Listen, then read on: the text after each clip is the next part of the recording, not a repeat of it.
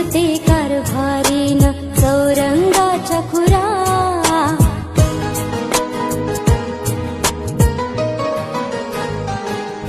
नाव गणाचं गोंदायचं आणि सुखानं नांदायचं.